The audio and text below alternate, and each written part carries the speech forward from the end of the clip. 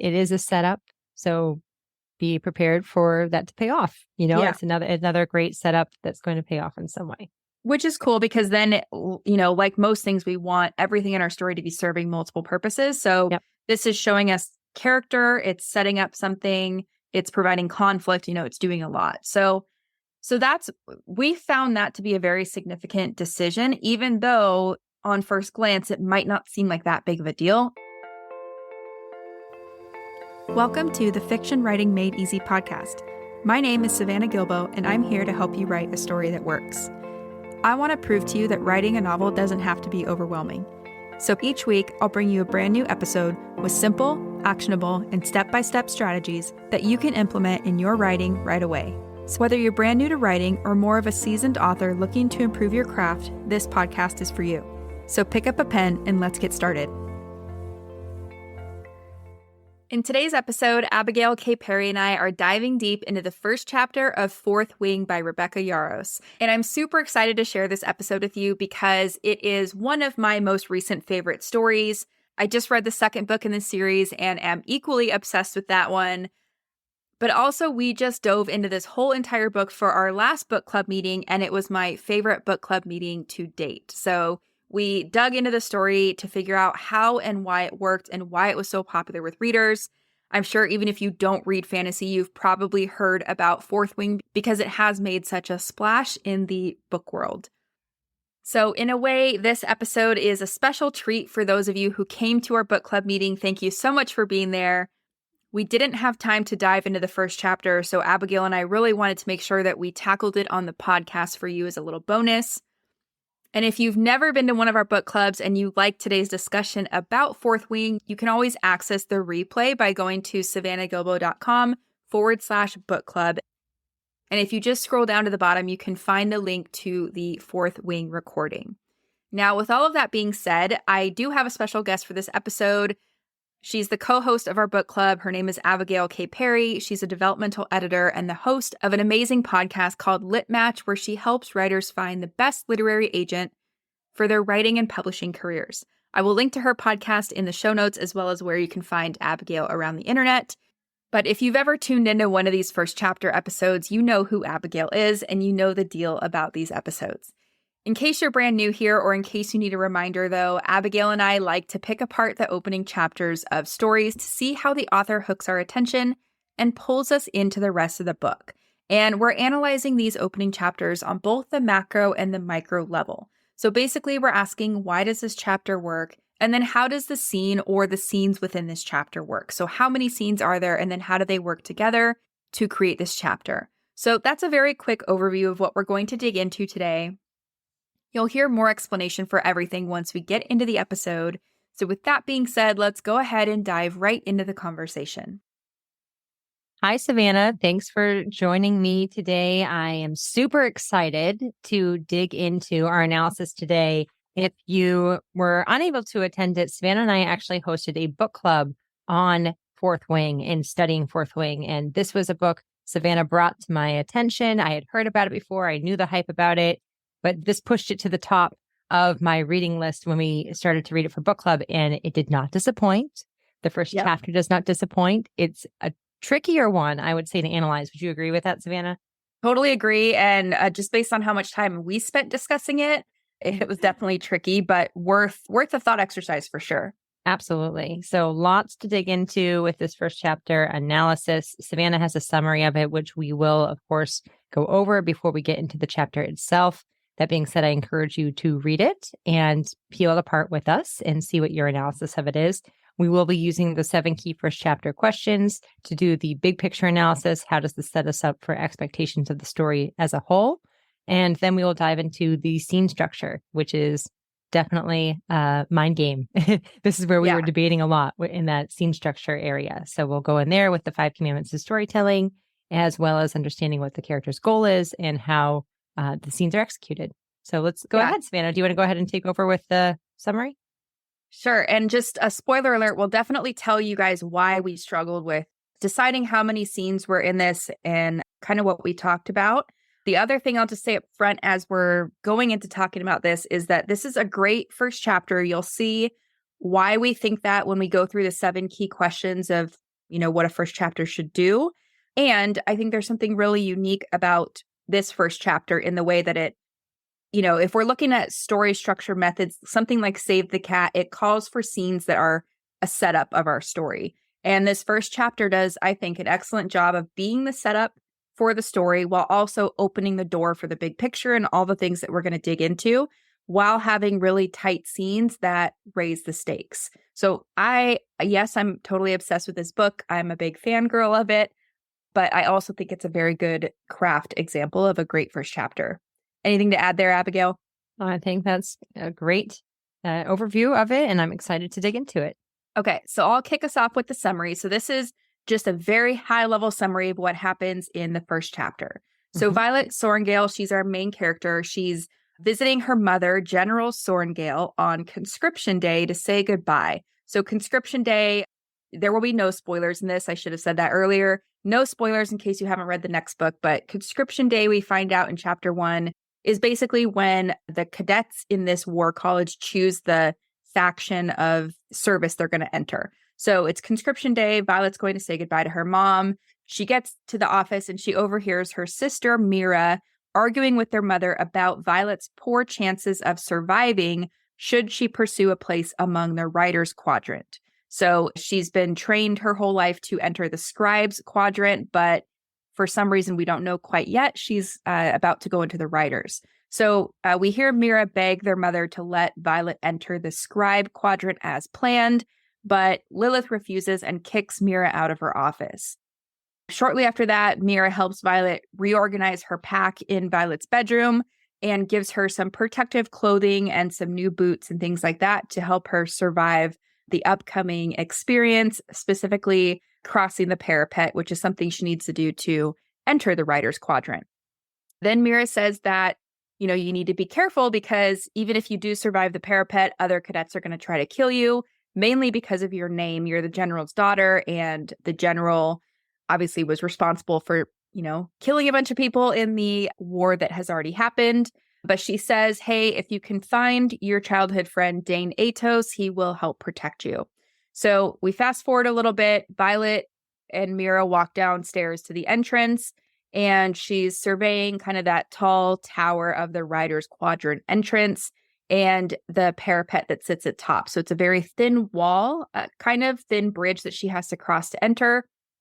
And as they're standing there, Mira continues to pepper Violet with advice as they wait. And she says, oh my gosh, I forgot. The most important thing, steer clear of Xaden Ryerson. He's the son of the great betrayer who led the rebellion years ago. And he's definitely going to want to kill you at the first opportunity. So no big deal, right? Then Mira leaves and Violet meets 2 other people who are trying to also join the quadrant, Rhiannon and Dylan, as they climb up the tower to cross the parapet. And then at the top of the tower, the 3 of them prepare to cross. And then one of the people that's kind of monitoring, who crosses at what time is this really good looking guy who just happens to be Xaden Ryerson, the guy that is destined to kill her, according to Mira. So they confront each other and Xaden reminds Violet that, hey, your mother executed my father. And Violet says, yeah, that is true, but your father killed my brother. So there's a lot of tension. And that tension is broken when Dylan screams and we see that he's fallen from the parapet and he is dead. And that ends the first chapter. Big stakes. Yes. Multiple playing fields. A lot of stuff happening too. Yeah. Yeah. I think this is, let me see. I have the printed copy in front of me and I don't know. You might know the word count, I think, Savannah. I think you thought that out. It's 20 pages long, though, in the printed copy. So how many words did that? Was it? Let me around see. 9,000? No, let's see. 2, 4. I'm just doing some math. 6. It's about 8,000-ish words. Yeah. Which is a big opening chapter. Mm-hmm. A big opening chapter. And we'll get into this when we do the scene structure, but I think that it's very important to see how to break down the scenes to see it not as just like there's one chapter, but, reinforcing that there can be multiple scenes in one chapter. So how to write that tightly. We're going to get into genre. We are working with fantasy. So there is room for some, higher word count, but we'll see why it works well. Yeah. And so just Mhm. a quick note. So when we were analyzing this and I was kind of doing my pre-work, I looked at this, the word count for the chapter. And that was a thing that stood out to me because typically, you hear the advice, we want to capture readers' attention as quick as we can. We hear some advice these days, like make your chapters on the shorter side because we have less attention span. But, in this case, none of that seems to apply. So part of what I wanted to dig into and study is like, well, then why does this work? Because it worked for me really well. It hooked me. Mhm. We'll see in a second. It did all the things the first chapter should. So yeah, again, you'll just hear me kind of be obsessed with this the whole time, but I think it's a great example. Yeah. All right. So let's talk about why we're obsessed. And to do that, we'll start with the 7 key first chapter questions. So these are going to focus on macro or big picture. How does this opening of the novel prepare us for what the novel as a whole is and why we should get excited about it? The first question deals with genre. And these come from Paula Muniz, The Writer's Guide to Beginnings. Just if you, Which we'll link to in the show notes. Yeah, if you're ever looking for a good resource on writing story beginnings. And the first of these we categorize as really fitting genre. If you've listened to other episodes before, we separate content genre from commercial genre. Commercial genre, how is it marketed? Content genre, what is the content of the book? So what kind of story is it? And how does this first chapter appeal to that content genre and commercial genre? So the commercial genre we've landed on is this is a new adult story. So that's new adult's kind of one of those squishy categories that if you're a reader of new adult, full-heartedly believe that it exists because it does and we love it. Publishers kind of maybe aren't quite there yet for some reason, whatever. But it tends to be targeted at readers who are between 18 and 25. So it's a new adult fantasy novel, and it's often referred to as romantasy because it's such a big mix of that action/fantasy and romance. So that's the commercial genre. And then the content genre, this is an action story primarily. We'll talk about that more in the plot section, like why it is. And Violet, the main character, goes through an internal worldview arc. So it's a mixture of the action and worldview content genres. Yeah, definitely. I second everything that Savannah says. This is an action genre, and right away, the death stakes are high. They're on page 1. They're reinforced in ways that raise the stakes as we go through the events that are unfolding in the first chapter. So we know that we're dealing with life or death here. At the same time, this is a romantasy, right? So we are having a very strong love story, a romance inside the story as well. And I think that this does a really good job at still prioritizing the death stakes, but getting those love stakes in there in the first chapter as well, at least like with the attraction and the heat with Zayd and Ryerson. So I think that while you can see love stakes are in this, death stakes are prioritized. So we're leaning on that action genre. And yeah, interesting with the new adult. I've heard this term, been familiar with this term since probably like it's probably even before this, but I started to become familiar with it around like 2014, 2013. And yeah, it's interesting, Savannah, that it's never really become a big thing in publishing. I felt like it was there for a while. I actually attended the Writer's Digest courses on it, and then it faded away for a while. So I don't really know the reason for that, but we were falling into the ages of the protagonist and the main characters here in that age range. And it appeals, I think, a lot to those target readers as well, although it can expand beyond that age, of course. Yeah. And so it's one of those things that, like, if you're a reader of this genre, you're like, it totally exists, right? But it's just for some reason, there's that disconnect with publishers. Hopefully we'll see that change because, obviously some of these books that are in new adults are some big hitters. But to piggyback off what you just said, so I think it's cool. Like, yes, we've set up all these life and death stakes. We know that she's about to cross the parapet, which she doesn't think she'll really survive. She hopes she will, but she's not sure based on a lot of reasons. And then we also hear about the two love interests that are coming up. So Dane Atos and Zayd Ryerson, who we actually meet. So all that's set up. And for anyone that's writing a romantasy, we did a deep dive of the key elements of romantasy in the book club meeting. And if you want to catch a replay of that, because we can't go, deep into everything here, but the replay can be found at savannahgilbo.com/book-club. And we will link to that in the show notes as well. Great. Okay, let's move on to the second question. This deals with plot. And the question is, what is the story really about? Right. And so we get, a huge look at that in this first chapter. It's about survival. And the question that we're kind of asking is, is Violet going to become a writer? Is she going to survive everything the writer's quadrant entails? Or is she going to die trying to become a writer? So that's on our mind from, literally the first couple pages. Yes. And I mean, I'm trying to pull some quick lines of this, but even like line 1, conscription day is always the deadliest. Right. So right away, like we're hearing the deadliest in there. Visualizing the parapet, I think it's Amazon. Did Amazon just pick this book up for a TV series? I think so. Amazon. Yeah, I think so. So they just picked this up. And this whole first chapter, I mean, talk about visually appealing about what it's really about with crossing the parapet. We're going to, like Savannah said, we're probably going to get into why Violet doesn't think that there's a high chance that she doesn't think that she'll survive this first day. Deals a lot with her character, and I'm sure we'll dig into that in the character question.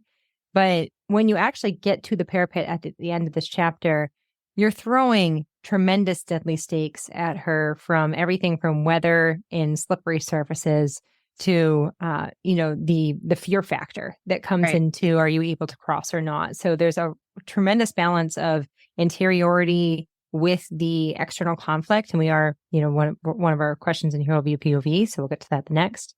But I think that looking at line level, if you're ever interested in looking at line level to see what the story is really about, you can see that this is going to be a fight for her survival within the grand scheme, the big landscape of this war that is going on in this world, and secrets and conspiracies and things like that. So that is something that you get into more detail as you explore the story itself. But this does a tremendous job at figuring out how to plant on a 1 or 2 sentence level big expectations for what might be explored further in the plot itself. And I think that it's fun if you read the whole book and then you go back and you peel apart on the line level, you can start to see where those setups are. Yeah, and it's also cool. I like that you mentioned the bigger scope of the war, because we don't have all the backstory in this first chapter about almost everything. We get a little bit of detail about Violet and context through her relationships and things like that. But we do know that they're at a war college. So we're kind of why is there a war college, and who are they fighting and why? We have those questions. We want to know things like, what happened in the rebellion? Why did Violet's mom kill Xaden's dad? What's the story here? We want to know more about this stuff. So it also does a great job of raising those big questions that we're going to get answered throughout the rest of the story. Exactly. Okay, so the third question deals with POV, and it is who is telling the story. And we're looking at first person, right? So who's telling the story, Savannah, and why do you think that was a smart choice? Yeah, so Violet's telling the story. Like Abigail said, we're in first person, so we're really grounded in her point of view. And it's the smart choice. It's the best choice because it's her story. She has the most at stake and the biggest growth in terms of her character arc. Mm-hmm. Yeah, definitely. And you are really, this really moves us into the fourth question dealing with character. Which character should they care about the most? They being the reader. So which character should the reader care about the most? And naturally, this is Violet, right? Right. Now, I think what's really interesting is that Violet goes about doing things that I think not everyone would do, right? On conscription day.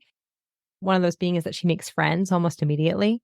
One of them being Dylan and one of them being with Rhiannon. And I think that that's something that she is advised not to do because death stakes are so high. So the closer that you're attached to someone, the more difficult it will be if you lose them. And there's a high chance that, I think it's even 50% chance that you're not going to make it.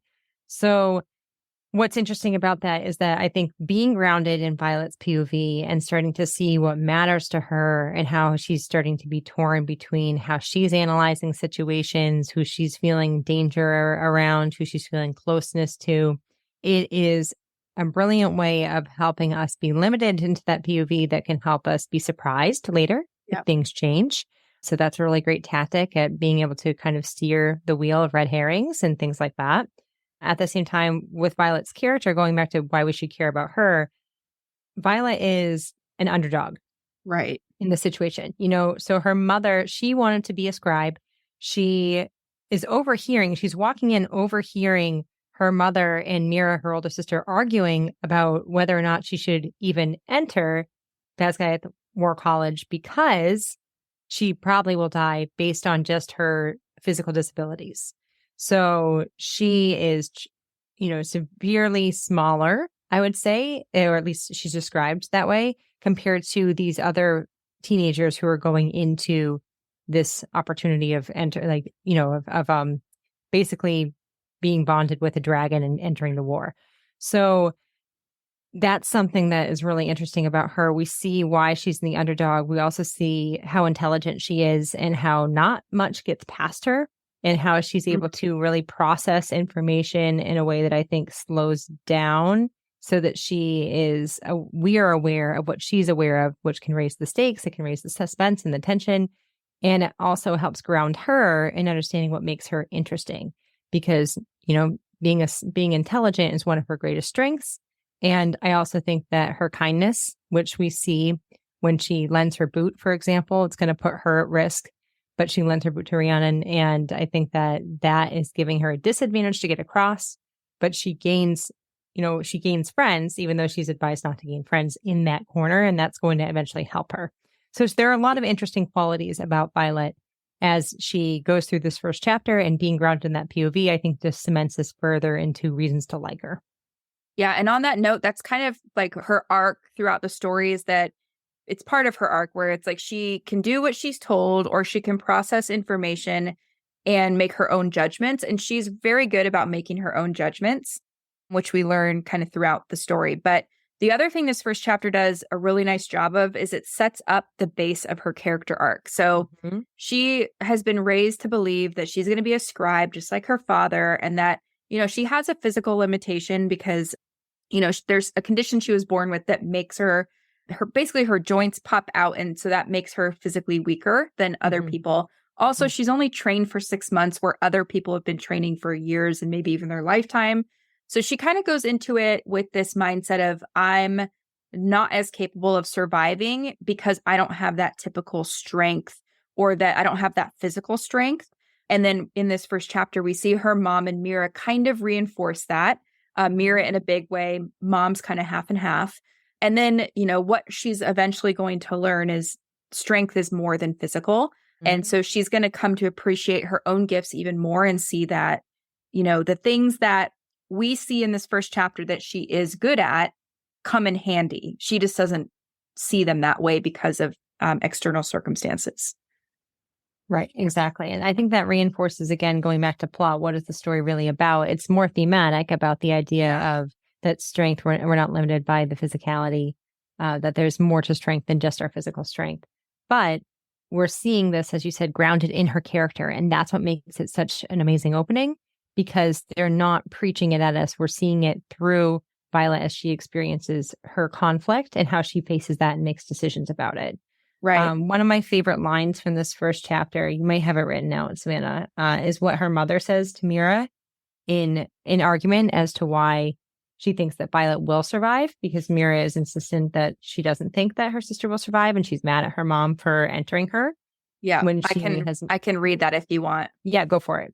So Violet, she says, "Are we just listing my faults now?" And mom says, "I never said it was a fault." And then she says, "Mira, Violet deals with more pain before lunch than you do in an entire week. If any of my children is capable of surviving the writer's quadrant, it's her."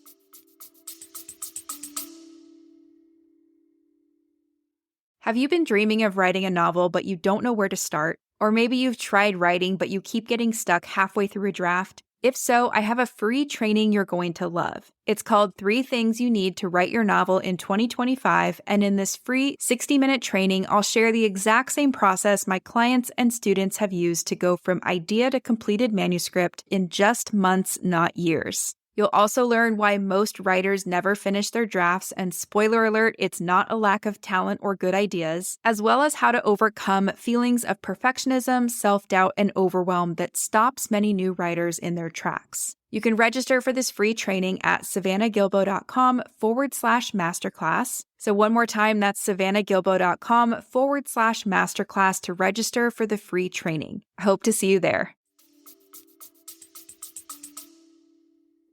Exactly. And I think that is a super powerful line, especially because her mother is this person who is grounded as very high expectations, cold even, especially since her father's death. So Violet stops basically and she's like, is that a compliment? Right. Yeah. And I think that, that's also a very universal thing. We seek approval often from our parents, Right. just in our everyday world. So it's interesting to see right away how almost that takes Violet off guard, that her mother would pay her that compliment.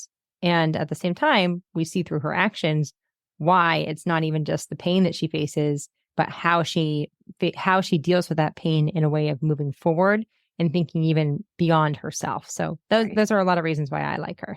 And I like what you said too about where the author's showing us this, right? And the thing that I think is so visual about this first chapter is in the very beginning, she's huffing and puffing her way up the staircase to go see her mom.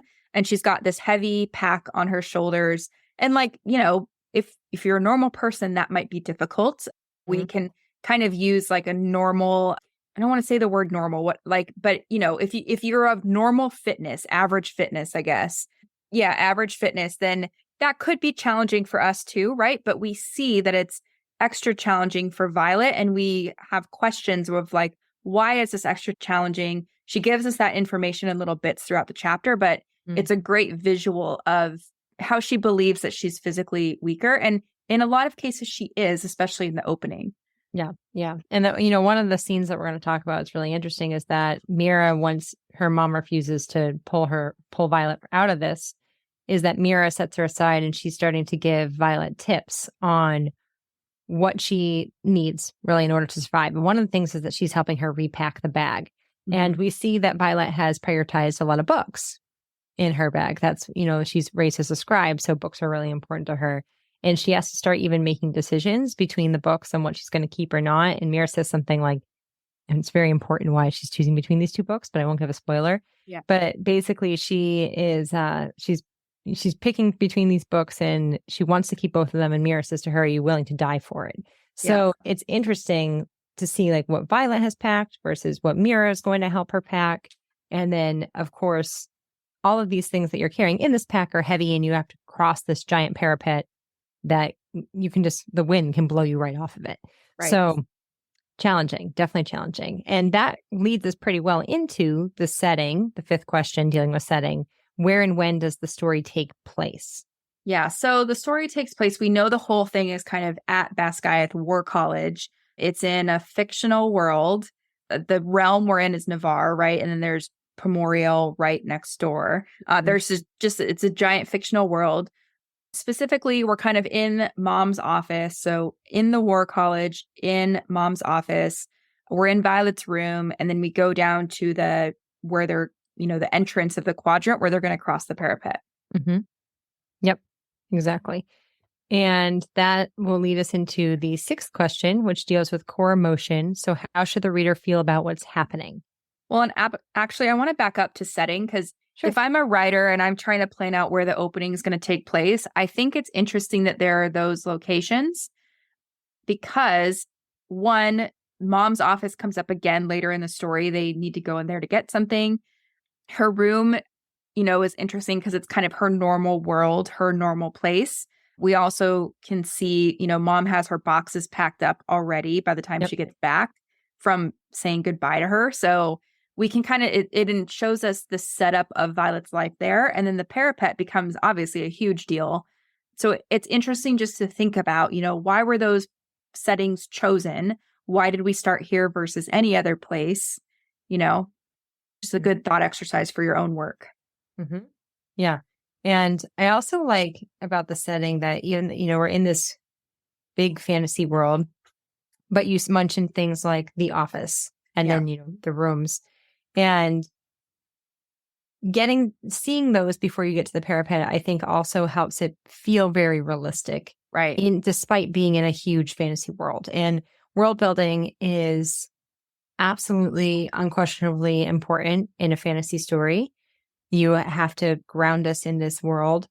At the same time, having us see that sense of relatability and realistic, a mental picture, a realistic mental picture that feels very human I think in being in an office and in the bedroom, we're doing interesting things. We're preparing for this grand setting that we're going to reach by the end of the chapter.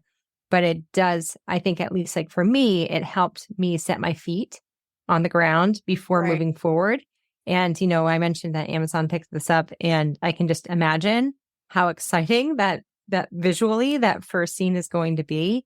And it's exciting visually in this first chapter as well. But there's something to allowing us to get to know the character in their everyday setting before throwing them into the grand setting of the parapet and like entering Mescaith War College, because I think that helps us get to know the character and care about the character.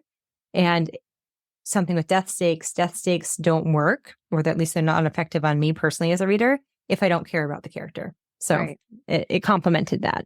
Yeah. And the other thing too is, because I see a lot of drafts where it's like the writer has the right intention of show the everyday world, show what their life is like. And then they read the scenes back and they're like, these are kind of boring, right? So something we'll talk about when we get into the actual scenes is that this accomplishes it in such a great way because the stakes keep escalating and because the setting and the setup, what we're showing the reader, serves multiple purposes. So just something to keep in mind for anybody listening. Yep. And so actually let's pair, because you just kind of touched on both of these, Savannah. Let's pair the 6th and 7th question. They basically can be paired. The core emotion is the 6th question. How should the reader feel about what's happening? The 7th question is dealing with stakes. Right. Why should the reader care what happens next? Well, we've had such a great setup, right? So we know that if Violet isn't successful in crossing the parapet, she's going to die. And because we've, like Abigail said, we've set her up in such a relatable, kind of familiar way, even if we're not unfortunately going to be bonding with dragons, but we can relate to wanting to please our mom and maybe going off to college and like what that's like, saying goodbye to parents and maybe comparing ourselves to siblings and all the things, right? We can relate to all that. We can also relate to like not feeling like we measure up, even if we're not about to cross like a 8 or 12-inch parapet. So we relate to her, which means we care about her. We see how she's interpreting and feeling and what she wants and things like that. And we know what's at stake. So that's a recipe for caring and concern. Yep, absolutely. Yeah. And then, again, those death stakes, how the stakes are raised throughout the chapter, and being able to do that effectively in the first chapter sets expectations that you can do it throughout the novel. We always need to be considering, how do you raise the stakes whenever you're doing just as a writing exercise. I think that's really important. At the end of every time that you write a scene, ask yourself, how can I raise the stakes even more? Because if there's a way that you can do it, do it. And, that doesn't mean it has to be this soap opera drama of stakes being raised, but it effective for what makes sense for the story and what it's really about. And how can you raise the stakes on that, on an internal level as well as an external level? The pairing of the two is what makes it effective. Right. And the other thing about like how we should feel. So obviously, I think primarily we're concerned. We're worried about her safety. We're also curious because of all the little hints that have been dropped and the questions that have been raised. So what really happened in the past? How did we get to this war? What's going on? We have a lot of questions, but that's secondary to concern. And then I think we also start to feel that sense of wonder because we know there are dragons coming, and we know we're in a fantasy world, right? So we are grounded in a relatable situation, but we're getting that immediate sense of wonder that readers of fantasy want to feel. Yes. Yep. Okay. So that covers the 7 key first chapter questions that explore big picture. Now let's zero in. Let's go micro. Let's look at scene level. And Savannah and I had a lot of debate between how many scenes were in this first chapter. We talked about it a lot before we had our book club meeting.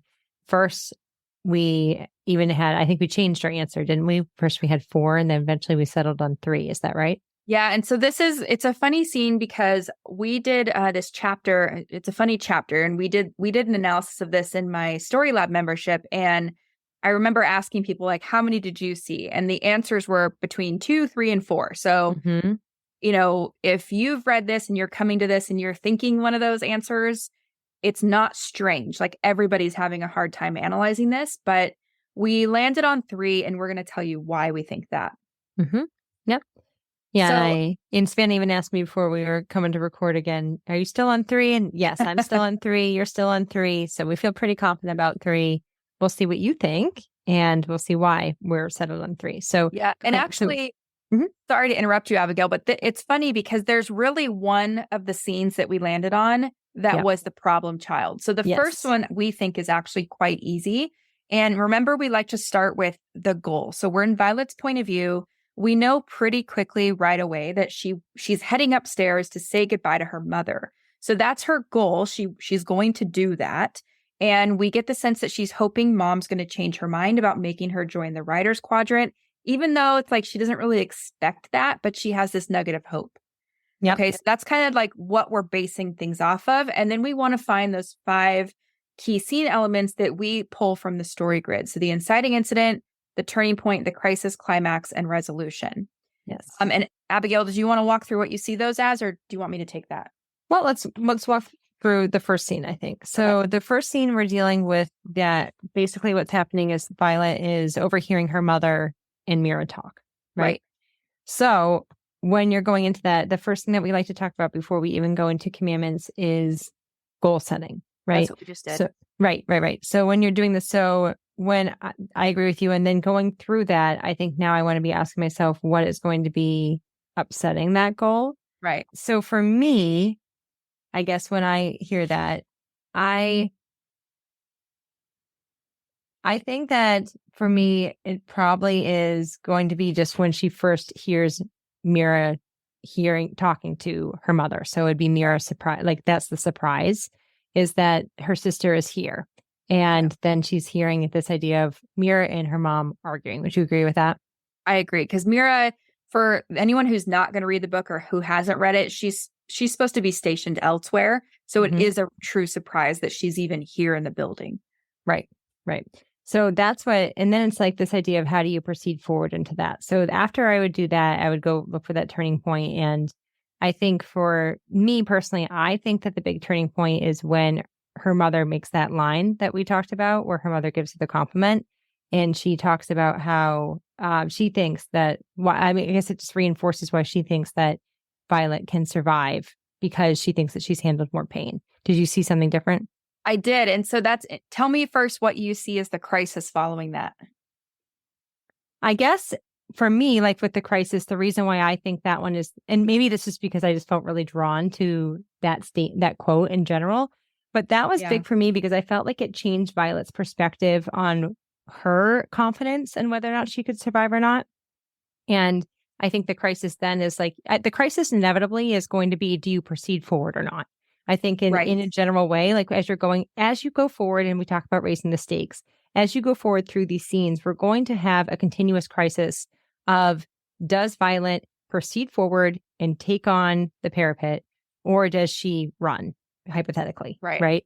I think in general, that's the crisis that you're going to be navigating. And then how do the stakes get raised as you go forward with that? So in general, I think that that's the crisis. I think that her mom making that comment gives her this almost like unexpected boost of confidence, and maybe I can do this. So I would see the crisis of, do you listen to that and move forward or not? But I'm open to negotiating what you think was also a crisis with this, because as you make that, as you ask that question, I can see why it's more ambiguous on my end versus a concrete, okay, this is now throwing us into the decision of this. Well, and it's so interesting because what you see as the crisis, let me just see, because just for anyone who's listening and not actually looking at the text, there is a part where, let's see, I just lost it. Let's see. Okay. So right where you see the crisis where she's like, you're the one that can survive if any of my children. Right after that, there's literally 2 sentences that separate that from what I see as the turning point. So I see the turning point as when Mira brings up their brother Brennan, and she says, how many writer candidates die on conscription day, Mom? 40, 50? Are you that eager to bury another child? So this is like, I feel like that's her last plea. And then I feel like Violet faces a decision to get involved or not. So, she's thinking about in the argument, you think? Yeah. Or just what is she going to do? Because now it's like, these are 2 strong women that are kind of coming together. And that's kind of a low blow. So she sees her mom's jaw tighten and she's glaring at Mira. Mira swallows, but holds her own in the staring competition. And then Violet kind of says, Mom, she didn't mean, and then Mira gets kicked out. So I felt like that was the turning point in Crisis, because it's like, I came to say goodbye to Mom. Mira's here. She's made it about Brennan and kind of Mom's decisions. Now what am I going to do? Because it's not the same intention I came in with. So she kind of, for the most part, stays silent. Like, she tries to say something, but she gets interrupted. Yep. Mira gets kicked out, and then Violet says this weird goodbye to her mother that's kind of like a half goodbye. So interestingly, no matter which we choose as the turning point, like you said, the crisis is still, how are we going into the next scene? And she ends the scene walking away with Mira kind of unsure about what just happened with her mother. So it's interesting. Let me ask you this, because I think that's, sorry to interrupt you. I think that's really interesting what you pulled out. When I see that, I feel like I can absolutely 100% see what you're saying with Violet.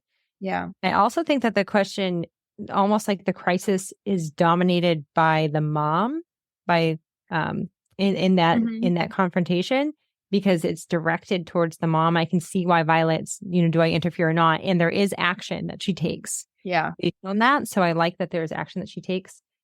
I think that what's interesting about that is that, would you agree that the mom is probably the main antagonist in the scene? Yeah. And that's what I was going to bring up too, because we talk about this in my notes to novel course, like, what's the antagonist goal in the scene?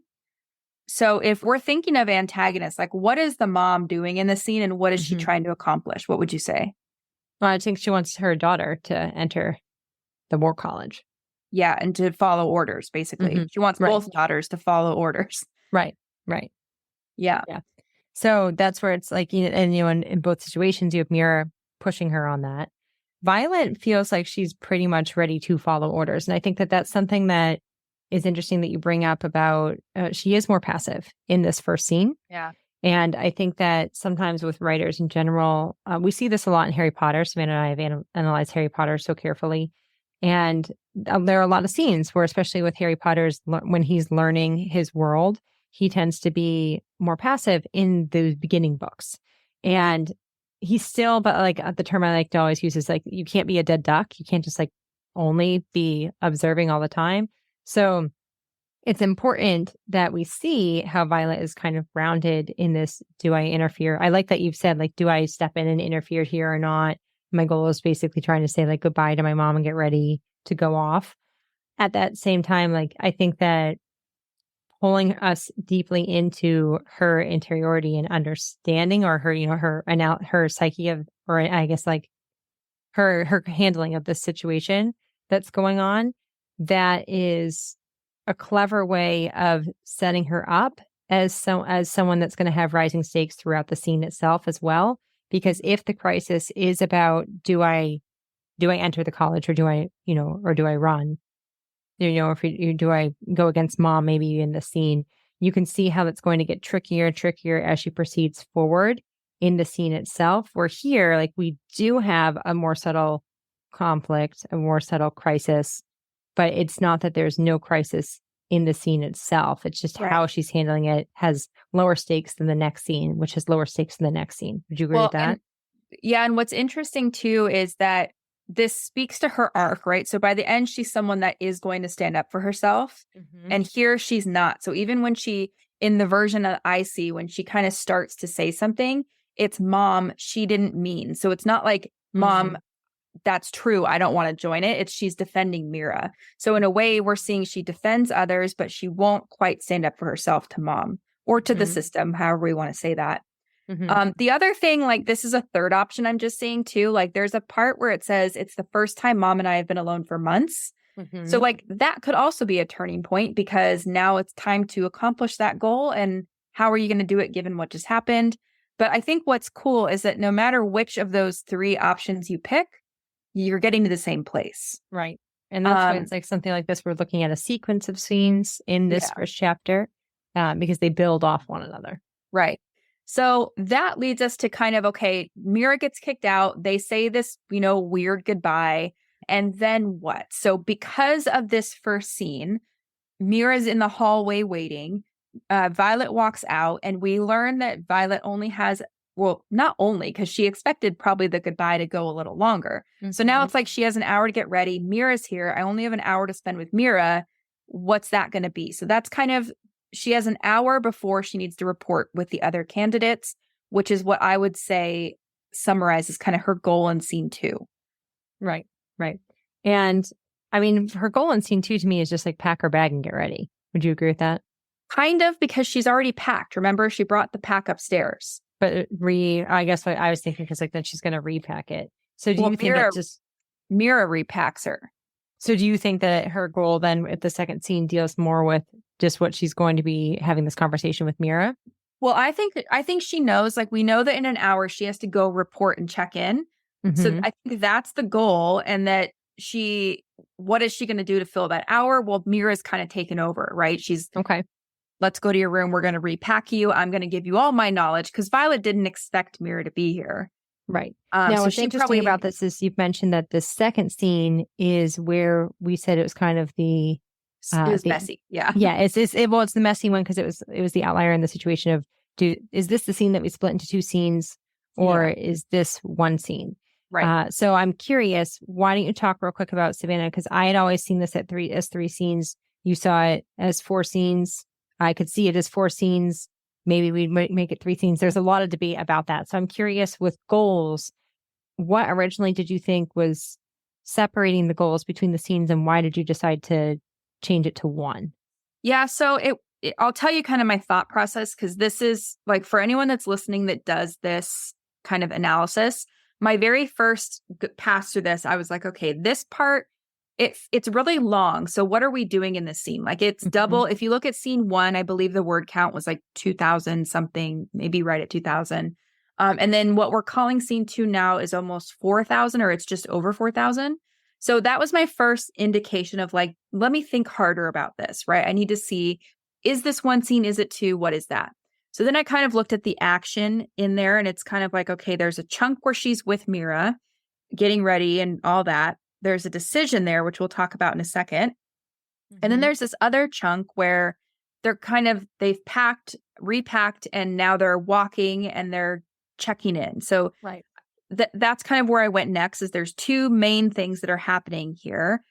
And then where I got stuck and why I eventually went, how Abigail and I ended up talking about this was like, but what is her goal and her decision in that second piece of the scene where they're walking down and getting in line, right? And we didn't have a really good argument for that. So then we said, okay, pause there, because we've exhausted this line of thought for right now. What does it mean if this is 1 scene where her goal is to, she has this hour and she knows she needs to go check in. The conflict is still around Mira. Mira's there and she's dumping out her bag. She's repacking and offering her advice and changing her clothes and all this stuff, right? Both Abigail and I centered around this decision. We felt it was really strong where Mira says, you can't take all of these books. You can take 1. Otherwise, you're going to fall off and you're going to die. And then what's the point? Right. So it comes down to this choice of, are you going to take the book of poisons or the book on fables? And each represents something to Violet. We can talk about that more in a second. But she chooses the book on poison. And then like that feels like a scene that wraps up. But then there's a lot of other stuff that happens. So that part made sense. And then the part after that didn't, in terms of scene structure. The story's great. But what we landed on is that that's a lot of resolution. So it's all a part of the scene resolution. So they're walking downstairs. Mira's communicating more and more advice. She's pointing out rebel kids. She's, I think that's when she brings up stay away from Xaden and go find Dane. So there's a lot that happens, but it's like a result of the scene before it. And there's not a new goal and a new decision to be made. Exactly. That's the one thing I was going to bring up for decisions, because I could see people arguing when Mira says find Dane Atos. Mira tells us as we cross through the courtyard heading for the open gate. I could see people settling on that and being like, oh, that's a pretty high stakes crisis. Like that's something that she needs to go do, but she doesn't need to act on that crisis in this scene. Right. And that's where I think that the stronger choice for a crisis is the debate between the books. We see this in that crisis. You see that on the page. And that's something that I'm curious as your thoughts are, Savannah, because sometimes I feel like, do you see a lot of writers who imply a crisis, but it's not actually on the page? And then there are other times where a crisis is on the page Is it more effective to have a crisis on the page versus not? How do you approach that when you're coaching? Yeah. So I always say like default to putting it on the page, and writers do balk at this a lot because they're like, I don't want to literally be like, should I take this book or that book? Right. And I'm looking for it in the text because I want to read it because when you read it as a reader, it doesn't feel weird, but writers think it feels weird. So let me just find this here. And this is like a hard way to explain this, but you just know when it's flat, really. When it's like the character had to decide between this and this. No, that's not what you want to do. It needs to always be embedded in action, I think. Yeah. Okay. So listen. So we'll show you this, right? So basically, Mira says, pick a book between the fables or the poison. Not literally that, but you can go read it. And then she says, are you willing to die for it? Violet says, I can carry it. And then there's a lot of interiority. So, this is all wrong. I'm supposed to be dedicating my life to books, not throwing them in a corner to lighten my rucksack. And then Mira has this whole argument of like, you can't, you're not strong enough to carry all these books, right? So then Violet says, Dad gave this one to me. I murmur, pressing the book against my chest. Maybe it's childish, just a collection of stories that warn us against the lure of magic and even demonized dragons, but it's all I have left. And then Mira sighs and says, is that the old book of folklore about dark-wielding vermin and their wyvern? Haven't you read it 1,000 times? And then, they just talk about it more until Mira says, decide, Violet, are you going to die a scribe or live as a writer? Right. So then she says, you're a pain in the butt, and she puts the fables in the corner. So all of that, the discussion and the interiority, to me, that's a crisis. Yes. Yeah, I would agree with that. It's showing what Abigail's saying is it's not her going, this book on poisons is super important to me because of my dad. It smells like him and everything, or I could take this book on poisons that is going to help me survive. It's not literally saying that. It's showing us the decision she's going between. So I feel like writers balk at putting the crisis on the page because they don't want to write the dry version. Right. Okay. So the challenge to everyone listening is, don't write the dry version. Write a version like this that's interesting, that shows us something, but don't leave it off the page. And notice how that is shown through conflict with another character. Right. Or, it could be conflict with even environment or something like that. Right. So it's like it is showing us how the main character is responding to that conflict and how they're, again, being pulled in that balance of interiority. The show and tell, I think, is what's really important. Right. Versus just, you can, when it is told, when it is just telling, if I had to decide between this and this, flat. Maybe you start there. Maybe you're trying to figure out how to carve out the main points of your scene, and you need to just put it down in that flat way just to know that it has purpose, that it's advancing the plot and developing the character because that crisis exists on the page there. But then you have to electrify it. You have to make sure that it becomes your unique voice and style and how you're paving around the content that is important, what the story is really about. You start to layer that. You layer character into that crisis. You layer theme into that crisis, right? So when she's dealing with literally like Mira, that's something that's really interesting. Mira is calling her out. You are not strong enough to carry these books. Some characters could respond in a really stubborn response and insist that they would need to do that. But Hubris is not what Violet is known for, right? And I think that if anything, like because she recognizes her limitations, that actually allows her to become stronger than her physical limitations because she doesn't dismiss them. She acknowledges them and then figures out how to rise above them in her own way, which I think is really cool. Just even also, based on that decision. Yeah. And her choice too is showing us what she's prioritizing, which show us how high the stakes are. Like she's willing to leave this only thing she has of her dad behind because she needs to survive that bad. And a book on poisons might help her more than fables will at this point. And it's, of course, not to give too much away, but it is a setup.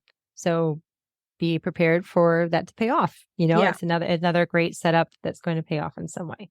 Which is cool because then, like most things, we want everything in our story to be serving multiple purposes. So this is showing us character. It's setting up something. It's providing conflict. It's doing a lot. So we found that to be a very significant decision, even though on first glance, it might not seem like that big of a deal. It actually is. So then there's, like I said, there's all this stuff that happens after, right? Which we're calling the resolution. And Abigail and I talk about this a lot because we're like, every now and then there's a scene that will have a long setup or a long resolution. Mm-hmm. And it's not a problem if there's like a very good reason why, and it's, here and there in your draft. It's not something you probably want in every scene because your draft's going to be bloated and the pace will feel weird. And you're not just dumping backstory or something like that, right? It's not content just for content's sake. We are still moving the plot forward with what happens in the resolution. Right. And it's really cool. This is one of the ways that, when you're writing an action story, I feel like a lot of writers are like, how do I raise stakes? How do I make things more dangerous if I can't have like car crashes and explosions and dragon fire in every scene? Well, this part of Mira walking her downstairs and saying, oh, yeah, and by the way, there are less dragons willing to bond this year. That's information that raises the stakes because now she has to survive. And then once she gets into the writer's quadrant, there are less dragons to bond, which means other cadets might kill her, right? Also, the weather's getting worse. So because the parapet's going to be slippery, that makes it more dangerous. So the stakes are being raised, even though like nothing dramatic is happening. It's just information that is raising the stakes. Yeah, so that's a really interesting thing that you pulled up there, Savannah, because that's a setup that pays off in the scene versus a setup that pays off later in the story. So you're you're pulling out some great examples of how to weave detail in a way that we're going to see immediate payoffs that reinforce the death stakes, as well as setups that are going to be surprising but inevitable, or at least like very satisfying when they pay off later in the story. Yeah. So this piece also is doing a lot for the story. It's giving the reader context. It's increasing the conflict and the stakes. It's making us worried more for Violet because of all that. And it's literally getting us down to the entrance. So what happens basically is she checks in at the end of the scene as part of the resolution. And then the next scene, so this is scene 3, opens up where she's now in line for the parapet. So she's behind a bunch of cadets and she's mentally preparing to cross it. So that's her goal, is to, when she steps out on that parapet, she wants to be as ready as she can. So do you want to talk through the incident there? Well, I want to talk about options, I think, because I want to with details here. So again, we mentioned this is the scene where we are going to meet Xaden Ryerson. And that is interesting because you're seeing both death and love stakes when you meet him, because we're seeing her attraction to him, but she has been told that by Mira directly, he will try to kill you. And we see that she feels threatened, that maybe he'll throw her off or something like that if he gets the chance to do that. So I think that I could see readers feeling like he's going to be something that's really important in the scene. I could see, like I've mentioned before, this is where she kind of starts to make friends. She's been advised really to stay away from people. She starts to make friends in this scene. She, in my opinion, makes a big sacrifice in order to do that just by being her. So I am interested, like with you, to get this, to set the goal. Now we've reached the goal of we're about to cross, right? Well, kind of, sorry, because she actually crosses in chapter 2.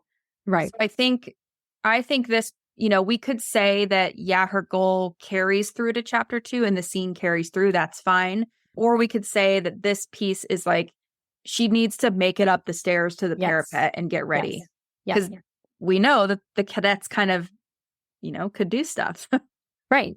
So I agree with that. So I think that this is it's amazing how this scene, as the final scene, we are raising the stakes all the way through from the beginning scene with the mom. If you settle on the turning point of what Savannah said of does she interfere or not, we know that that's dealing with death or not. Do you obey mom or not? Whatever that, I guess that's the mom's goal. But we can see that we're talking about why death is so likely. We get to Mira, that conversation becomes more intense through action. What are you going to prepare in order to try to survive the day? And now we have reached the moment where we are physically going to be tested, right? Well, and Mira's gone at this point too. And Mira's gone, right? We've removed a resource. So I would agree with you because I think I just wanted to point out that I think that this is such a great setup to her actually crossing. And I think that there's a really brilliant move in not having chapter 1 as her crossing. Right. I think that the stakes are raised so dramatically, both psychological stakes and physical stakes are raised in big ways because of how the first chapter is published, versus if you were to say, I could see easily someone saying like, why don't you just start with her crossing? And for me, it's because you need to get to know the character in order to we don't have enough context. Right. If she dies or not. So if that's the goal, then Savannah of let's get up the stairs. Would you say that's the goal? Yeah, Then or just like, however you want to say it. So it's get up the stairs. It's, mentally kind of get myself in order now that Mira's gone. Mm-hmm. And I don't have like, I have to prep myself because I don't know. I'm thinking of myself if I were to do this. It's kind of like, I need to make sure I can actually step out on that thing. Mm-hmm. And yeah, get up the stairs, get to the top. I don't know. Yeah. So what I think is interesting is like, what is probably the first thing that's going to start to interfere with that? For whatever reason, I'm really drawn more towards her bonding with people in this scene. So like when she starts to really bond with Rhiannon and Dylan. So that's what caught my attention is when she starts to really like associate with these other cadets. And that's what I would call the inciting incident because it turns her from becoming someone who is focused on what she's doing to focused on what she's doing and these other people that she's already making friends with. Did you see anything different? I agree. And the first person she talks to, I believe, is Rhiannon. And she just says like, oh, that's your sister, So there's a couple of things going on. Is one, Mira said, don't make friends and someone's being friendly to her. But also she's saying you're a Sorrengail as in like the general. So Mira kind of warned her against both of these things. People are going to want to kill you based on your name. They're going to want to kill you because there's less dragons and don't make friends. She's kind of going against all of this stuff, right? And then I think the conflict increases when she's made a couple like allies, friends, whatever we want to call them. And then there's Jack. So Jack's kind of the, jerk that is in this group going up to the top. I think the turning point is when she realizes that the hot guy at the top is Xaden. And that's where it's like, this is where it's really interesting because now we're starting to really tightly weave main plot and extremely important subplot. But, this is going to be almost like a subplot that rivals the importance of the main plot. Right. So that's just really, I think it's really smart to get that in there in this way that we see, because now she feels like there's a direct threat in front of her. Jack is kind of this annoying threat that could be like a future threat, but Xaden, she thinks, is going to try to kill her now. And I think now it's a matter of how is she going to stand up against him in order to get across, prepare to get across, right? And so what I wrote for the crisis is kind of like, is she going to let Xaden intimidate her, whatever that would look like, whether it's turning and running, whether it's breaking down, crying, or whatever it is, right? We don't know. Or is she going to defy him by crossing? And that's the choice she makes. So it's like, she kind of stands up to him. She raises her chin and she says, are you going to kill me? And then like Dylan falls off and there's some drama there. And then at the end, he's like, why would I waste my energy killing you when the parapet will do it for me? Your turn. So like she's accomplished her goal despite the conflict and despite all these setups that are going to come into play later. One thing that I think is really interesting, I could see people saying, well, Dylan dying, and whenever you have death on the page, that feels like you can't ignore that action. And I've seen people say even like if death is on the page, that almost feels like an automatic turning point because it feels like the value shift is going to be from life to death. But this is Dylan's. What I think is why I side with you on it being Xaden and realizing that it's Xaden Ryerson is in front of her is because the body, the central conflict, everything that the scene is centered around is that, am I going to allow him to intimidate me or not? And Dylan is what distracts them. Like, it's almost like they've had this, everything is centered around, it feels like this confrontation between the two. And then Dylan screaming is what pulls us out of that argument. Yeah. So I feel like not everything, it feels like we have tremendous setup in the sense that we understand that it's getting windy, it's going to be slippery. All that is emphasized by her recognizing that Rhiannon doesn't have the right boots and she's going to fall off and she's going to switch her one boot with her so that they have a chance of having some stability. And you get closer and closer. Dylan's enthusiasm about crossing probably undermines his awareness, I guess, of how dangerous it's going to be. And all of that then pauses in order to have this confrontation with Xaden Ryerson. And then we are pulled back with Dylan, which reinforces the death stakes that, yes, life and death is very real. Dylan has now died in front of you, and you're going to be next in chapter 2. So what a way to end a chapter, because that's moving us into the second chapter. I'm definitely turning the page. But that it's such a personal conflict between her and Xaden that I think raises the death stakes in its own special way, only to then prepare you for actual life and death stakes that she's going to face as she crosses in chapter 2. Yeah. And there's also this part that I like to, when I'm looking for a crisis, I'm like, what pauses the character? So like, yes, Dylan's death pauses her, but it doesn't, there's not thought on the page of like, what am I going to do? And in this part where she kind of says, you're Fen Ryerson's son, internally, she's like, he will kill you the second he finds out who you are. Mira's words bounce around my skull and the fear knots in my throat. He's going to throw me over the edge. He's going to pick me up and drop me right off his turret. I'm never going to get a chance to even walk the parapet. I'll die exactly what my mother always danced around calling me, weak. And then he says, your mother captured my father and oversaw his execution. And she goes, wait, like he has the only right to hatred here? Rage races through my veins. So it's almost like that rage powers her to, she goes from like scared and, you know, whatever, to feeling this rage and indignation almost. And then that kind of powers her forward. So that's where I feel things shift, and I look for where that character is thinking and where, you know, can we pinpoint on the page where things change? What I love what you did with that example and reading it out loud, Savannah, is you almost, you pointed out to the specific turning point within the turning point. Yeah. So I think that I like to look for, if there are as well, are there those exact moments? Because when you have that, I think that we get closer and closer to making this as real as possible. When we're like, you feel the emotion inside of you. I think, at least like for me, I shift with Violet. And that is again a big testament to her character. So whenever I'm looking for turning points and value shifts, and you know, based on crisis, a character is defined by how they act. So the crisis is really important. I'm looking for, does that turning point crisis lead to not only plot development, but does it lead to character development? So when it does both, it feels really satisfying. Yeah.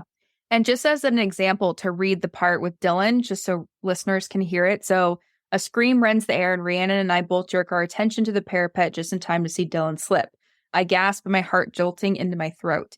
He catches himself, hooking his arms over the stone bridge as his feet kick beneath him, scrambling for a purchase that isn't there. Pull yourself up, Dylan, Rhiannon shouts.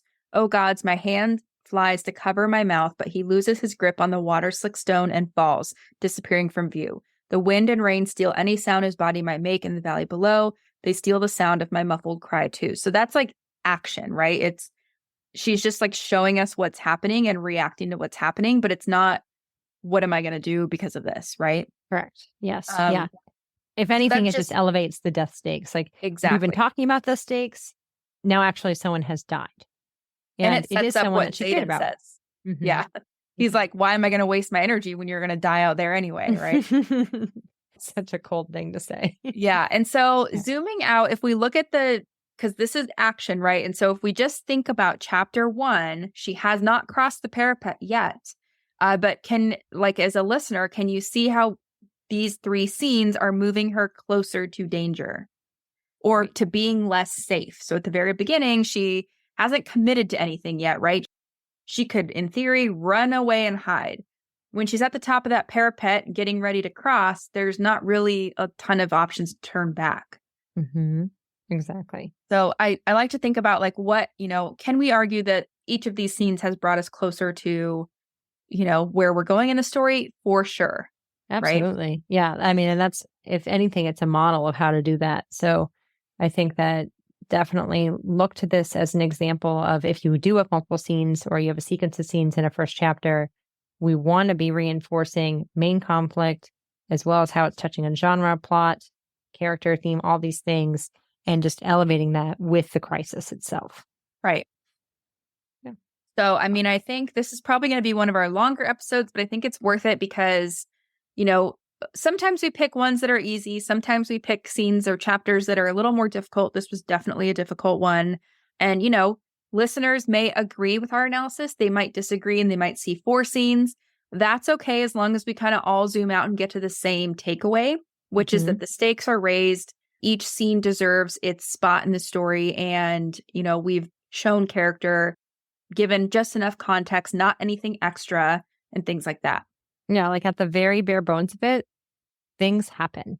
Yeah. And we care about why those happen because we care about the character and we see how she is making decisions in the face of conflict. Right. Yeah. So a tool that we can all use, whether it's Paula Meunier's 7 key questions for your opening or the story grids, 5 commandments, whatever tool it is, it's a great exercise to go through your draft, especially when you're getting ready to rewrite or just trying to figure out why something's not working. But yeah, again, we did a whole 2-hour discussion on this book, the big picture of it. And, we did subplots. We talked about the antagonist, romantasy as a genre and things like that. If you want to get your hands on that replay, you can go to savannahgilbo.com/book-club, and we will put that in the show notes. Anything else from you before we wrap up, Abigail? No, I think that's a great way to sum this up. As always, so much fun being here with you, Savannah. I hope everyone learned a great deal from this analysis. I'd love to hear about your analysis as well. As Savannah said, whether or not it's the same or not, it's always cool to continue the discussion. And I look forward to another episode soon. So that's it for today's episode. As always, thank you so much for tuning in and for showing your support. If you want to check out any of the links I mentioned in this episode, you can find them in the show notes listed in the description of each episode inside your podcast player or at savannahgilbo.com/podcast. If you're an Apple user, I'd really appreciate it if you took a few seconds to leave a rating and a review. Your ratings and reviews tell Apple that this is a podcast that's worth listening to. And in turn, your reviews will help this podcast get in front of more fiction writers just like you. And while you're there, go ahead and hit that follow button because there's going to be another brand new episode next week full of actionable tips, tools, and strategies to help you become a better writer. So I'll see you next week, and until then, happy writing.